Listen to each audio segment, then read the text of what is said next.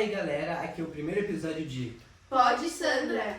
Aqui a gente vai falar abordar um tema sobre a literatura brasileira e a gente vai falar um pouco sobre o Jorge Amado, né, Guris? A gente trouxe aqui o tema da literatura brasileira hoje, né? Porque ele é muito importante para os jovens, para estudar, para saber um pouco da cultura do nosso país, né? E o Jorge Amado ele foi um dos escritores mais importantes da época modernista aqui do nosso país. E estudar sobre ele, saber sobre ele é muito importante, né? A literatura e ele também cai muito em vestibular. E para os jovens, além de ser uma questão de aprendizagem, é uma questão de ajuda, né? E Sim. é muito importante. E o Jorge Amado ele foi um grande nome da segunda fase do modernismo, né, aqui Olha só. no Brasil. Ele nasceu quando? E como que foi a história dele, a carreira? Ele nasceu em 10 de agosto de 1912, no distrito em uma fazenda no distrito de Ferradas, em um município da Bahia, Itabuna é o nome, né? E ele se mudou para Ilhéus e ele viveu a infância dele lá. E aí ele começou a estudar numa escola, no internato Antônio Vieira, e desde aí ele já começou a escrever para o jornal da escola, né, Diário da Bahia, e depois ele mudou-se para Salvador. Que aí, desde aí ele já começou a despertar um interesse, né, sobre a Ele literatura. começou desde os 18 anos, né? Isso, porque eu acho que todos esses escritores, quando a gente começa a analisar e ver, a gente vê que o despertar deles para escrever começa desde cedo, né? Quantos livros ele publicou? Qual foi o primeiro livro publicado dele? O País do Carnaval foi o primeiro livro publicado dele, foi publicado em 1931 e ao longo da sua vida ele publicou 49 livros. Olha só, bastante. Ele tem algum envolvimento político? Não. Sim, ele era comunista. Ele foi, em 1945, ele foi eleito deputado pelo PCB. Enquanto ele foi eleito, ele desenvolveu uma lei que defendia a liberdade de culto religioso, né? E ele foi um grande combatente contra a intolerância religiosa. Mas em 1947, o PCB ele foi decretado ilegal. E aí as pessoas que eram filiadas a esse partido, elas começaram a ser perseguidas, né? E aí ele teve que se exilar na França. Mas em 1950 ele foi expulso da França e foi morar em Pragas. Em 1955 ele voltou para o Brasil e aí ele resolveu só focar na literatura, resolveu deixar a política um pouco de lado, mas ainda assim, apesar de focar só na literatura, ele ainda abordava muitas críticas sociopolíticas nos Quando ele voltou no contos Brasil, ele deles, nas obras dele. Um dos temas sempre que ele valorizava, ele era muito fiel ao estilo realista, né, o realista dele. Ele valorizava muito a cultura regional e também críticas sociopolíticas, né? Ele fazia muitas críticas à sociedade. Quando a gente começa a ler os contos, a gente observa, né? Por exemplo, ele também, de uma forma muito prestativa, ele mostrava a miséria e a opressão dos trabalhadores rurais e das classes sociais, né? Então ele faz muito essa comparação, é muito mostrado a sociedade no contos deles, é muito mostrado um brasileiro, né? Ele tem características muito de um brasileiro e em muitas obras dele, ele usa o sarcasmo, né? A ironia, em muitas falas do protagonista, de personagens secundários. Eu acho que são essas características desse escritor que fazem ele serem um dos maiores escritores brasileiros da fase modernista, né? Por exemplo, ser muito aclamado pela crítica e pelos leitores públicos. Porque acaba tornando o sarcasmo que ele traz em cima das críticas sociais, acaba tornando uma leitura fácil de se ler, não acaba sendo aquela coisa chata, sabe? Sim. Então tu acaba se entregando pra história, se prendendo. Então muitas vezes tu identifica com o personagem porque realmente são críticas sociais que acontecem na sociedade. Então muita gente às vezes se identifica. Por exemplo, numa obra que a gente trouxe aqui pra falar sobre, que é A Morte e a Morte de Quincas Berro d'Água, ele aborda muito uma crítica sobre a intolerância religiosa, que é uma coisa que é muito enfrentada, né, no nosso país. A gente trouxe essa obra, né, que é A Morte e a Morte de Quincas Berro d'Água, que é uma obra muito importante dele, e que conta a história de Joaquim Soares da Cunha, que era um funcionário público, respeitável, pai de família, esposo, né, e que aos 50 anos ele decide largar tudo e deixar tudo pra trás e se entregar à vida boêmia, né? Viver em botequinha, viver em bares e passa a conviver com prostitutas, marinheiros, porque o sonho dele era ser marinheiro, né? E desde então, quando ele se largou a família, a mulher dele, a Ottília, ela não aguentou a pressão familiar, tudo que aconteceu, ela veio a falecer, né? E desde então a filha, Wanda, e o filho e o genro, Leonardo, eles passaram a viver longe dele, né? Eles criaram uma história para os filhos de por que o familiar se separou deles, né?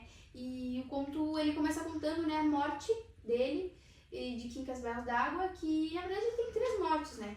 A morte moral, que foi quando a família deixou ele, né? Quando a família passou a desprezar ele e ter vergonha da imagem que ele estava trazendo para a família, né? A morte física, que foi de fato quando ele veio a óbito, né? Que a mulher das ervas, tinha uma mulher de ervas especiais que ele tinha se encontrado, encontrou o corpo dele e saiu espalhando a notícia, né? E a morte desejada dele, que foi a morte que, quando os amigos dele jogaram o corpo dele no mar. Porque a morte que ele queria mesmo era morrer no mar para poder ser livre no mar, né? Por que ele foi chamado de Quincas Berros d'Água? Essa é uma história muito que traz o sarcasmo, O sarcasmo a dele, ironia, que traz a diversão nos contos dele. Que foi assim, ele entrou no mercadinho de um espanhol, que por ser cliente frequente já ele podia se servir à vontade, um espanhol, ele não se importava muito. E aí ele viu uma garrafa assim com um líquido transparente. Aí ele pensou que era cachaça. Aí ele pensou, nossa, essa cachaça deve ser boa. Nunca tomei. Aí ele se serviu e foi tomar. Só que ele sentiu um gosto diferente. Um gosto que não era cachaça. Um gosto que ele já não sentia há muito tempo. Então ele cuspiu assim com tudo e gritou, água! E ele ficou assim enfurecido com o espanhol. Cachaça. Não era cachaça, era água. Ele ficou enfurecido com o espanhol porque ele se sentiu traído, que não era cachaça, que era água. E aí todo mundo que tava ali começou a rir e acabou acrescentando o berro d'água no apelido Quincas, que Quincas vem de Joaquim. Joaquim Quincas. Entendi. Aí acabou acrescentando esse sobrenome no apelido dele. Entendi. Então ele abordou um pouco dessa ironia aí, dessa brincadeira. Dessa brincadeira, Entendi. Sobre o texto, sobre o mar, eu vi bastante sobre o mar. O que isso simboliza no livro? Isso simboliza que o Quincas, ele nunca foi aquele Joaquim Soares da Cunha que mostrava no começo da história. Aquela pessoa de bem. que a família queria que ele fosse, né? Que a família queria que ele Certo, fosse. pessoa certa. Que a Os esposa, padrões da sociedade. Os padrões da sociedade. que a esposa queria que ele fosse, que a esposa sufocava ele pra si. Porque ele nunca foi aquilo, ele sempre teve o sonho de ser marinheiro, como a Valentina comentou. Então, toda vez que ele bebia com os amigos do bar, ele sempre falava que ele era marinheiro, que o destino dele era ser marinheiro, que ele tinha o sangue dos marinheiros na veia dele, porque o bisavô dele era marinheiro. E ele sempre falava isso, e que ele não queria morrer a 7 palmos abaixo da terra, ser enterrado, né? Porque isso significava estar preso na terra. E ele queria morrer na liberdade do mar. Então isso simboliza que, na verdade, não foi numa noite de loucura que ele resolveu largar a família pra ir pra aquele bairro onde ele começou a conversar, a viver nos botequinhos com os marinheiros. Que, na verdade, ele sempre foi daquele jeito, que ele sempre foi o sonho dele, que ele sempre foi ele de verdade, sabe? Entendi. E no conto, assim, também mostra quando um santista chega pra comunicar a família, né? Comunicar a filha e o genro sobre a morte do pai. A questão da pressa deles ouvindo, né? A questão de como o santista contou e eles só balançavam a cabeça, concordando, sim, sim. E o marido falou pra esposa, né? Que era a filha dele, a gente precisa comunicar as pessoas, a gente precisa comunicar os vizinhos. Ele veio a óbito, a gente precisa comunicar as pessoas, né? Pra ter um velório, comunicar do enterro, ver as coisas. E ela só se preocupava que não era para os vizinhos saber, que ela comunicava os tios e que ela encontra do corpo do pai ali pra ver, né? E quando ela encontra o pai, ela encontra um pai de santo, né? Que agora a Erika vai explicar um pouquinho sobre a intolerância religiosa nessa parte. Mas quando chega a notícia da morte a eles têm uma reação de tipo alívio. E é triste de se ver, porque eles tiveram um alívio e pensaram na imagem da família. Que a imagem da família finalmente ia poder estar limpa agora. Eles não A imagem da família com o pai. A imagem da família finalmente estar limpa, sem ter um pai vergonhoso que vinha tendo atitudes ruins, né? E para algumas pessoas eles falaram que o pai morreu decentemente, que o pai morreu bem. E os amigos dele sabiam que não era assim que acontecia as coisas, né? E a família ela vinha escondendo muito das pessoas o que vinha acontecendo com o Joaquim, né? Eles não comunicavam às pessoas. E sobre essa intolerância religiosa é muito importante ressaltar, né? Sim, como comentei, quando ele teve envolvimento político, ele sempre lutou contra a intolerância religiosa e depois ele sempre abordou críticas sociais nas obras dele. Essa foi uma da crítica que ele abordou nessa obra.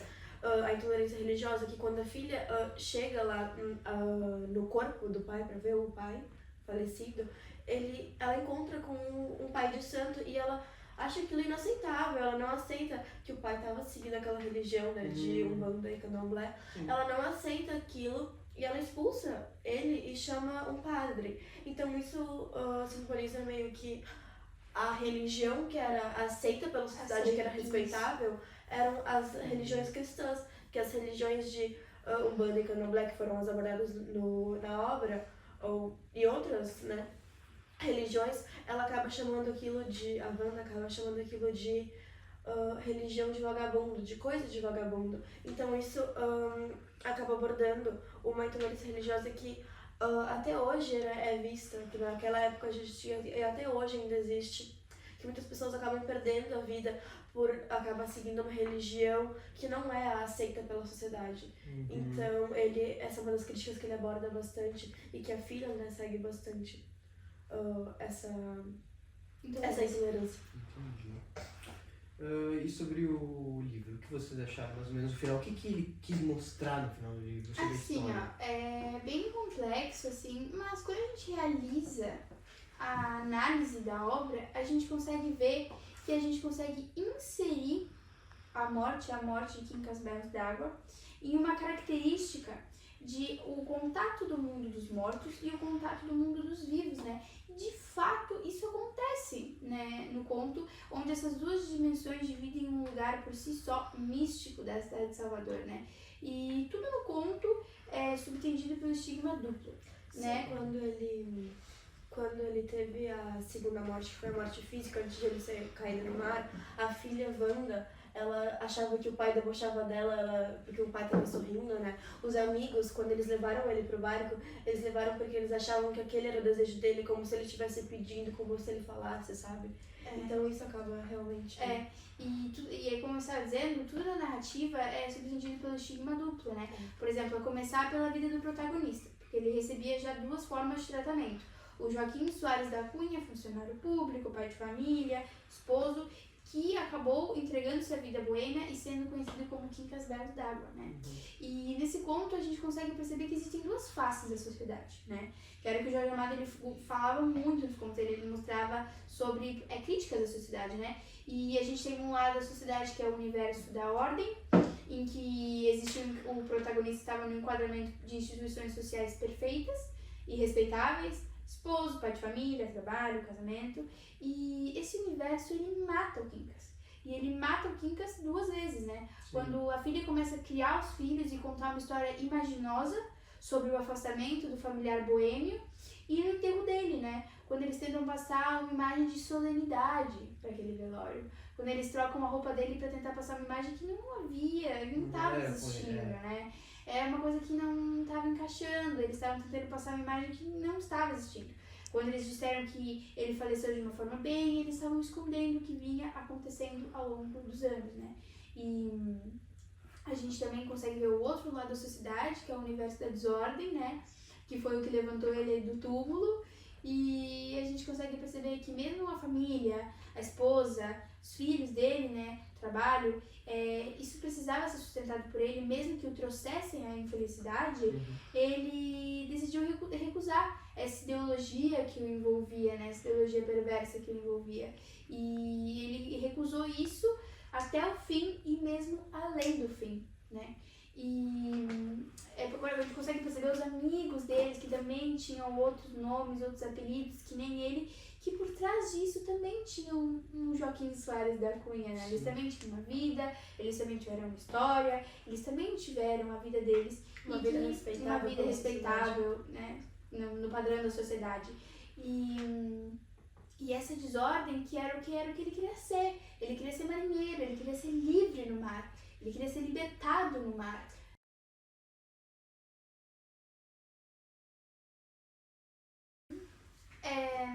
E a gente consegue perceber também, infelizmente, que isso está muito presente na sociedade contemporânea. Isso está muito presente principalmente a intolerância religiosa, no nosso país, né? A intolerância religiosa, duas faces de uma pessoa, né? Uma família que tem uma pessoa que abandonou tudo para viver do alcoolismo, para se tornar dependente químico, que abandonou a família, de fato, né, abandonou a família, e a família tem essa imagem de que eles estão estragando a família, trazendo uma imagem ruim, né, para eles, e quando as pessoas vêm a óbito, eles sentem um alívio, né, isso existe muito na sociedade, a relação de a família pressionar, a esposa pressionar, e a pessoa ter que seguir esse padrão, porque se a pessoa, ela segue outra religião, ela tem um estilo vagabundo, se a pessoa tem outra maneira de vida, então, se a pessoa quer ser marinheira, ela é isso, se a pessoa não é funcionária pública, né? Então o padrão da sociedade existe muito, e a intolerância religiosa também, né? Por exemplo, lá de direita, assim, quando a gente consegue ver, muitos tem dos dois lados, esquerda e direita,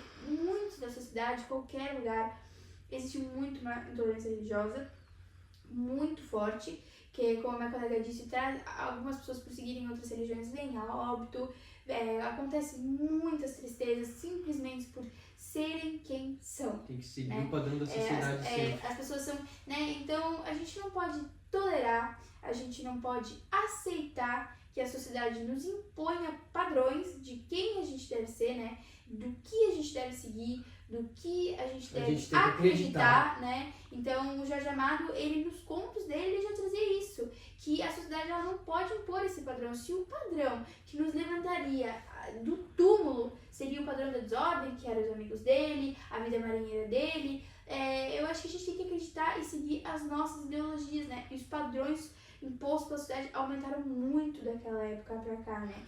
E é algo que a gente consegue perceber muito, infelizmente, até hoje. E muitas pessoas, quando acabam sendo quem são, como o Joaquim, quando foi seu Quincas, né? Acabam tendo, não tendo nem o apoio da família para serem quem são. Respeito, e acabam, o respeito da família, e acabam sendo excluídos da família. A família acaba se preocupando só com a imagem, não se preocupam com as pessoas. Não se preocupam com a imagem de ser bem vistos na sociedade. E uma coisa que é muito interessante é que no realismo, né, que o Jorge Amado ele escrevia sobre, diz que o humano ele tende a ter as suas escolhas, as suas escolhas mesmo. Seus ideais. Baseado em quem nos cerca.